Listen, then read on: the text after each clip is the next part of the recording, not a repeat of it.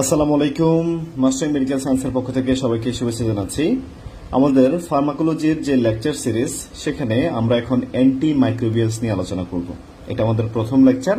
আমরা এই লেকচারে অ্যান্টি মাইক্রোবিয়ালস সম্পর্কে পরিচিত হওয়ার চেষ্টা করব এবং অ্যান্টি মাইক্রোবিয়ালস এর যে বেসিক কনসেপ্টগুলো আছে সেগুলোকে নেওয়ার চেষ্টা করব। পরীক্ষার জন্য এবং বাস্তব জীবনের জন্য আমাদের এই অ্যান্টি মাইক্রোবিয়ালের ইন্ট্রোডাকশনের যে লেকচারটা আছে, এটা খুবই গুরুত্বপূর্ণ এবং খুবই গুরুত্বপূর্ণ। আমরা অনেক সময় ভিতরের কোনো একটা ইনফরমেশন না পারলে স্যাররা অতটা মাইন্ড করে না, বাট আমরা যদি এই বেসিক্সগুলো না পারি, অন্তত বুঝাই বলতে না পারি, তাহলে কিন্তু স্যাররা অনেক সময় অনেক বেশি মাইন্ড করে। সো আমাদেরকে এটা খুব ভালোভাবে জেনে নিতে হবে। তো শুরু করি। প্রথমত আমরা কিছু পরিচিতিমূলক কথাবার্তা জানি। আমরা প্রথমেই জানতে চাই যে কিমোথেরাপি বলতে কি বোঝানো হয়ে থাকে। কিমোথেরাপি বলতে কি বোঝানো হয়? Chemotherapy means killing the cell. তাহলে কিমোথেরাপি মানে হচ্ছে সেলকে মেরে ফেলা। আচ্ছা, এখন আমরা কি নিয়ে আলোচনা করতেছি? আমরা আলোচনা করতেছি হচ্ছে অ্যান্টি মাইক্রোবিয়াল ড্রাগ নিয়ে। আচ্ছা, তাহলে আমরা কিছু ড্রাগ বানাচ্ছি যেগুলো মাইক্রোবের এগেনস্টে কাজ করবে এবং তাকে মেরে ফেলবে। সো আমরা বলতে পারি আমাদের যে অ্যান্টি মাইক্রোবিয়াল ড্রাগগুলো আছে, এই অ্যান্টি মাইক্রোবিয়াল ড্রাগগুলা আমাদের মাইক্রোবস গুলাকে কিল করবে। সো এটা এক ধরনের কিমোথেরাপি। তাহলে এক ধরনের কিমোথেরাপি দেখলাম যে অ্যান্টি মাইক্রোবিয়াল ড্রাগ। কিন্তু আমরা বেশিরভাগ সময় কিমোথেরাপি বলতে কোনটাকে মিন করি? দেখো, কোন একজন পার্সনের ক্যান্সার হয়েছে, সেই ক্যান্সার সেলগুলোকে ধ্বংস করার জন্য আমরা কিমোথেরাপি ব্যবহার করি, যেটাকে বলা হয়ে থাকে ক্যান্সার কিমোথেরাপি। এটা কি কাজ করে? এটা আমাদের বডির ভেতরে যে ক্যান্সার সেলগুলো আছে সেগুলোকে কিল করে। তাহলে আমরা দুই ধরনের কিমোথেরাপি দেখলাম, একটা হচ্ছে অ্যান্টি মাইক্রোবিয়াল ড্রাগ আর একটা হচ্ছে ক্যান্সার কিমোথেরাপি। আচ্ছা, এখন আমাদের কাছে যেই অ্যান্টি মাইক্রোবিয়াল ড্রাগগুলো আছে, এগুলা মাইক্রোবের এগেনস্টে কাজ করে। কোন মাইক্রোবগুলোর এগেনস্টে কাজ করবে? যেই মাইক্রোবগুলা আমাদেরকে ইনফেক্ট করতে পারে সেই মাইক্রোবগুলোর এগেনস্টে কাজ করবে। কোন কোন মাইক্রোবগুলো আমাদেরকে ইনফেক্ট করতে পারে? যেমন ব্যাকটেরিয়া আমাদেরকে ইনফেক্ট করতে পারে। সো আমরা ওই ব্যাকটেরিয়ার এগেনস্টে ব্যবহার করব হচ্ছে অ্যান্টিব্যাকটেরিয়াল ড্রাগ। ভাইরাস আমাদেরকে ইনফেক্ট করতে পারে, আমরা ব্যবহার করব অ্যান্টিভাইরাল ড্রাগ। ফাঙ্গাস ইনফেক্ট করতে পারে, অ্যান্টি ফাঙ্গাস ড্রাগ। প্রোটোজোয়া আমাদেরকে ইনফেক্ট করতে পারে, অ্যান্টি প্রোটোজোয়াল ড্রাগ। এবং হেলমিনথস এর এগেনস্টে আমরা ব্যবহার করব অ্যান্টি হেলমিনথিক ড্রাগ। তাহলে আমরা এই স্লাইড থেকে যেটা জানার চেষ্টা করলাম সেটা হচ্ছে যে কিমোথেরাপি বলতে কি বোঝায় এবং কোন কোন ধরনের মাইক্রোবস আমাদের কাছে আছে এবং কোন কোন মাইক্রোবসগুলো আমাদেরকে ইনফেক্ট করে এবং তাদের এগেনস্টে আমরা কোন ধরনের ড্রাগ বানাইতে পারি সেটা নিয়ে আমরা একটু আলোচনা করেছি। আচ্ছা, এখন আমরা যেটা জানতে চাই সেটা হচ্ছে যে অ্যান্টি ব্যাকটেরিয়াল ড্রাগস সম্পর্কে আমরা জানতে চাই। আমাদের আলোচনাটা শুরু করতে চাই আমরা অ্যান্টি ব্যাকটেরিয়াল ড্রাগস দিয়ে। আচ্ছা, এখন যখন তুমি অ্যান্টি ব্যাকটেরিয়াল ড্রাগস নিয়ে আলোচনা করবা, তখন তোমার কাছে একটা শব্দ চলে আসবে যেটাকে বলা হয়ে থাকে অ্যান্টিবায়োটিক্স।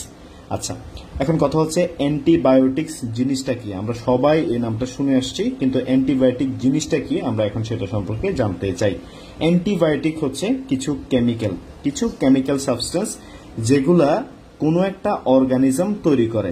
কোনো একটা অর্গানিজম এই কেমিক্যাল সাবস্টেন্সগুলো তৈরি করে, যে কেমিক্যাল সাবস্টেন্সগুলোকে আমরা কালেক্ট করি, অবটেইন করি এবং এই কেমিক্যাল সাবস্টেন্সগুলোকে ব্যবহার করে আমরা অন্য যেসব অর্গানিজম আছে সেগুলোকে কিল করি।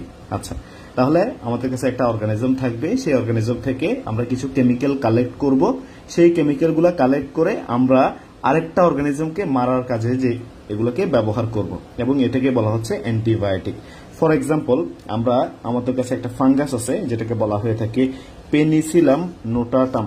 এই পেনিসিলাম নোটাটাম যে ফাঙ্গাসটা আছে, এটা একটা কেমিক্যাল প্রডিউস করে যেটাকে বলা হয়ে থাকে পেনিসিলিন।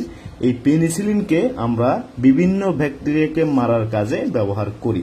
তাহলে পেনিসিলিন কি? পেনিসিলিন হচ্ছে একটা অ্যান্টিবায়োটিক। তাহলে অ্যান্টিবায়োটিক কি? অ্যান্টিবায়োটিক হচ্ছে কিছু কেমিক্যাল সাবস্টেন্স যেগুলো কোনো একটা অর্গানিজম প্রডিউস করে এবং ওই সাবস্টেন্সটাকে ব্যবহার করে আমরা কোনো অর্গানিজমকে মারতে পারি। তাহলে এটা হচ্ছে অ্যান্টিবায়োটিক। আচ্ছা, এখন একটু আগে আমরা আরেকটা টার্ম শুনে আসছি যেটাকে বলা হয়ে থাকে যে অ্যান্টি মাইক্রোবিয়াল। এখন এই অ্যান্টি মাইক্রোবিয়াল এটা হচ্ছে একটা ব্রড টার্ম। এটার ভেতরে অ্যান্টিবায়োটিক আছে, পাশাপাশি কিছু সিনথেটিক ড্রাগ আছে। দেখো, আমরা যে অ্যান্টিবায়োটিক শব্দটা বলছি, এই অ্যান্টিবায়োটিক শব্দটাতে আমরা বলছি যে অ্যান্টিবায়োটিক কারা তৈরি করবে? কিছু অর্গানিজম তৈরি করবে। তার মানে কি? মানে অ্যান্টিবায়োটিক কি আমরা তাহলে ল্যাবে বানাই? না, আমরা ল্যাবে বানাই না, ল্যাবে এটা সিনথেসিস করি না, আমরা এটা অবটেইন করি। আচ্ছা, তাহলে অ্যান্টিবায়োটিক এটা কিছু অর্গানিজম তৈরি করবে, কিন্তু আমরা ল্যাবেও কিছু ড্রাগ এমন বানাইতে পারি যেগুলা অ্যান্টিমাইক্রোবিয়াল হিসেবে কাজ করে। তাহলে অ্যান্টিমাইক্রোবিয়াল এটা হচ্ছে একটা ব্রড টার্ম, এটার ভেতরে অ্যান্টিবায়োটিক্স আছে, পাশাপাশি অ্যান্টিবায়োটিক্সের সাথে আমরা এমন কিছু সাবস্টেন্স অ্যান্টিমাইক্রোবিয়াল হিসেবে ব্যবহার করতে পারি যেগুলো কিনা আমরা সিনথেসিস করি অথবা ল্যাবে বানাইতে পারি। আচ্ছা, তাহলে আমরা একটা কনক্লুশনে আসতে পারি। সেই কনক্লুশনটা কি? All antibiotics are antimicrobials, but all antimicrobials are not antibiotic. কথাটার মানে কি? সব অ্যান্টিবায়োটিকই অ্যান্টিমাইক্রোবিয়াল, কিন্তু সব অ্যান্টিমাইক্রোবিয়াল অ্যান্টিবায়োটিক নয়, কারণ এই অ্যান্টিমাইক্রোবিয়ালের ভেতরে অ্যান্টিবায়োটিকের পাশাপাশি কিছু সিনথেটিক ড্রাগও আছে, সেজন্য আমরা এই কনক্লুশনটা টানতে পারি।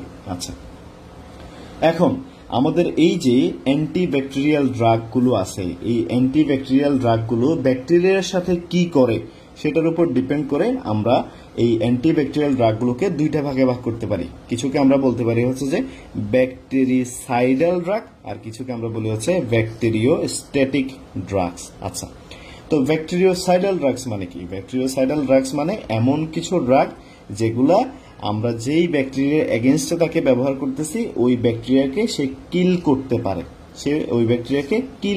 পারে, আর ব্যাকটেরিওস্ট্যাটিক ড্রাগ কি? ব্যাকটেরিওস্ট্যাটিক ড্রাগ হচ্ছে এমন একটা ড্রাগ যেটা গিয়ে আমরা যে ব্যাকটেরিয়ার এগেনস্টে তাকে ব্যবহার করতেছি ওই ব্যাকটেরিয়ার যে মাল্টিপ্লিকেশন আছে সেই মাল্টিপ্লিকেশনকে স্টপ করে দেয়।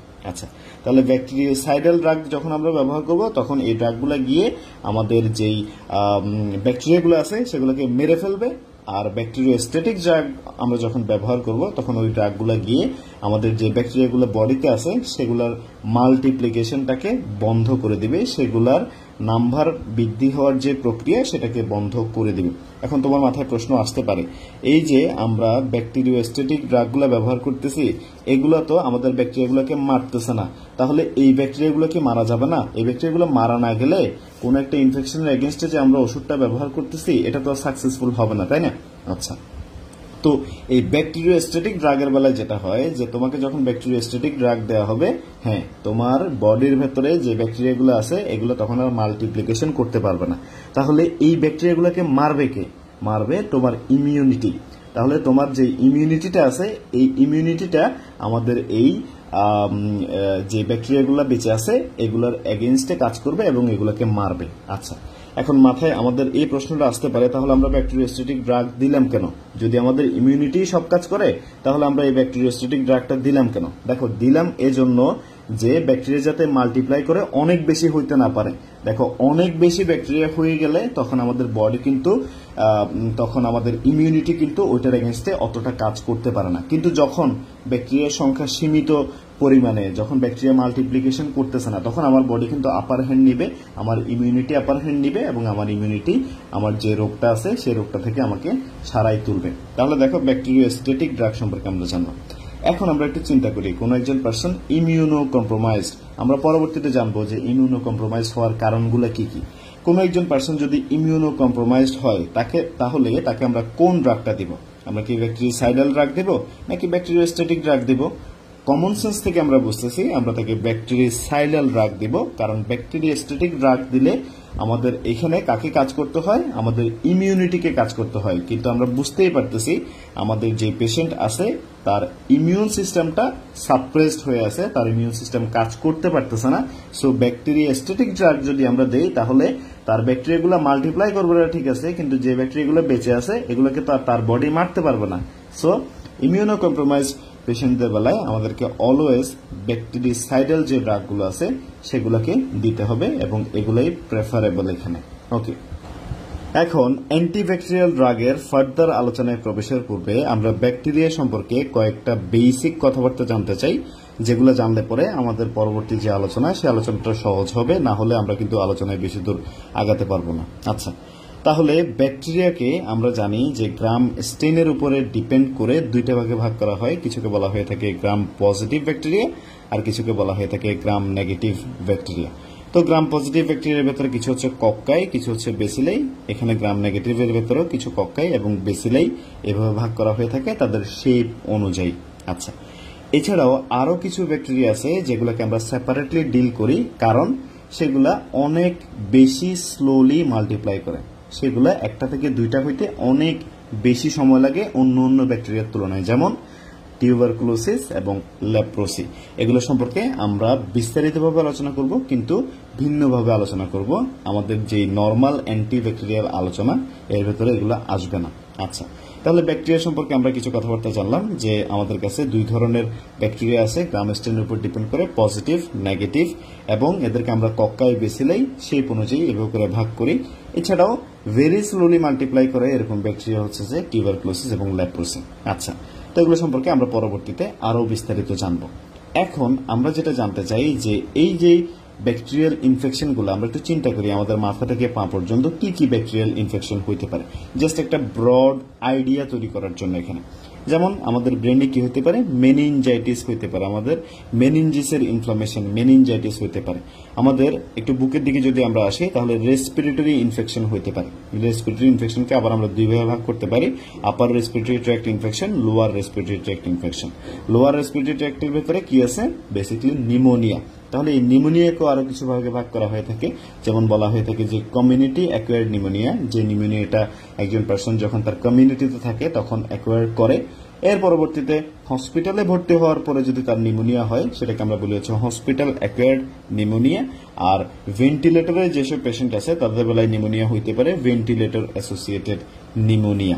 আচ্ছা, এর পরবর্তীতে আমরা যদি আরেকটু নিচে আসি, আমরা দেখতে পারি যে আমাদের জিআই ইনফেকশন গুলাকে, যেমন ডায়রিয়া, ডিসেন্ট্রি, ফুড পয়জনিং, এগুলাকে আমরা আমাদের জিআইটির ইনফেকশন হিসেবে চিন্তা করতে পারি। এবং ইন্ট্রা অ্যাবডোমিনাল আরো বিভিন্ন ধরনের ইনফেকশন আছে, যেমন পেরিটোনাইটিস।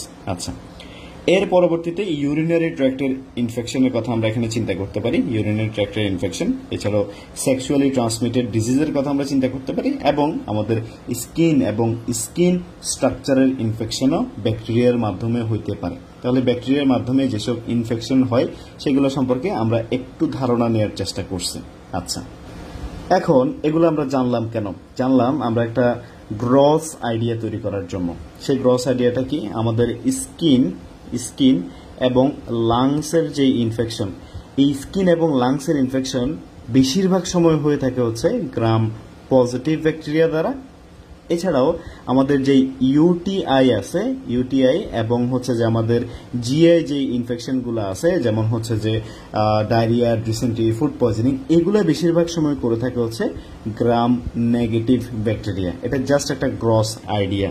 এই আইডিয়াটা কেন দিলাম, এটা জাস্ট আমরা একটু আমাদের চিন্তা করতে যাতে সুবিধা হয়। স্কিন এবং লাংসের ইনফেকশন হলে আমরা প্রথমত গ্রাম পজিটিভ ব্যাকটেরিয়ার কথা চিন্তা করতে পারি, কারণ বেশিরভাগ সময় এটা গ্রাম পজিটিভ ব্যাকটেরিয়া দিয়ে হয়। এমন না যে গ্রাম নেগেটিভ ব্যাকটেরিয়া দিয়ে হয় না, বাট বেশিরভাগ সময় দেখা যায় স্কিন এবং লাংসের ইনফেকশনগুলো গ্রাম পজিটিভ ব্যাকটেরিয়ার মাধ্যমে হচ্ছে। আর ইউটিআই এবং জিআই যে ইনফেকশনগুলো আছে, ডায়রিয়া, ডিসেন্ট্রি, এগুলা গ্রাম নেগেটিভ ব্যাকটেরিয়া দ্বারা হয়। কিন্তু এখানেও এক্সেপশন আছে, বাট আমরা একটা জেনারেল আইডিয়ার জন্য এই জিনিসটা চাইলে আমরা মনে রাখতে পারি। এখন আমাদের যে আলোচনা আছে, এই আলোচনায় আমরা আরেকটু অগ্রসর হই। আমরা একটা কোয়েশ্চেনে আনসার করার চেষ্টা করি যে কিভাবে আমরা ব্যাকটেরিয়াকে কিল করতে পারি।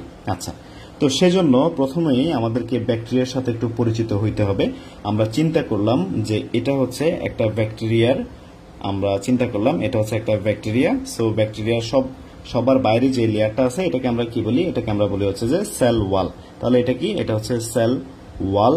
এই সেল ওয়ালের ভেতরে যে লেয়ারটা থাকে এটাকে আমরা কি বলি, সেল ওয়ালের ভেতরে যে লেয়ারটা থাকে এটাকে আমরা কি বলি, এটাকে আমরা বলি হচ্ছে যে সেল মেমব্রেন। এটাকে আমরা কি বলি, এটাকে আমরা বলি হচ্ছে সেল মেমব্রেন। তাহলে আমরা এখানে একটা সেল মেমব্রেনকেও দেখার চেষ্টা করলাম। আচ্ছা, আমরা এই সেল মেমব্রেনটাকে আরেকবার আঁকার চেষ্টা করি। তাহলে আমরা সেল ওয়ালের ভেতরে একটা সেল মেমব্রেনকেও কিন্তু দেখতে পাচ্ছি।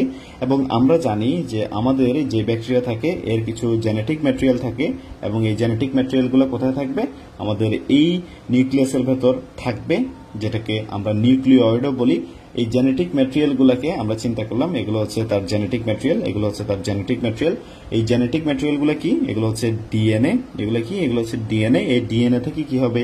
ডিএনএ থেকে আরএনএ তৈরি হবে। আরএনএ থেকে কি হবে? ট্রান্সক্রিপশন, ট্রান্সলেশন, এই প্রসেসগুলো ফলো করার মাধ্যমে আমাদের এখানে প্রোটিন তৈরি হবে, প্রোটিন সিনথেসিস হবে।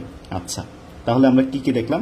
আমরা একটা সেল ওয়াল দেখলাম, এর পরবর্তীতে আমরা এখানে একটা সেল মেমব্রেনও দেখলাম। আমরা এটাকে একটু ডিনোট করে দিই, এটা হচ্ছে সেল মেমব্রেন।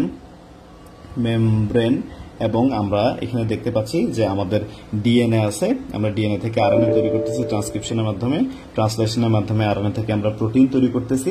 এবং আমরা এই যে ডিএনএ গুলো দেখতেছি, এই ডিএনএ গুলো কিভাবে তৈরি হয়েছে? আসলে এই ডিএনএ গুলো তৈরি হয়েছে কিছু মেটাবলিক পাথওয়ের মাধ্যমে। মেটাবলিক পাথওয়ের মাধ্যমে কি হয়েছে? আমাদের ডিএনএ তৈরি করার জন্য যেসব প্রোডাক্টের প্রয়োজন সেগুলো সিনথেসিস হয়েছে, এরপরে ডিএনএ তৈরি হয়েছে। এটা একটা জেনারেল আইডিয়া। তাহলে আমরা যদি আবার একটু রিভিউ করি, আমাদের ব্যাকটেরিয়ার সবার বাইরে থাকবে হচ্ছে সেল ওয়াল, এরপরে থাকবে হচ্ছে সেল মেমব্রেন। আমরা দেখতেছি যে আমাদের ডিএনএ থাকবে, আরএনএ থাকবে, এখান থেকে প্রোটিন তৈরি হবে, মেটাবলিক পাথওয়ের মাধ্যমে আমাদের ডিএনএ গুলো তৈরি হবে। তাহলে আমরা এই ব্যাকটেরিয়াকে কি করতে চাচ্ছি? এই ব্যাকটেরিয়াটাকে কিল করতে চাচ্ছি।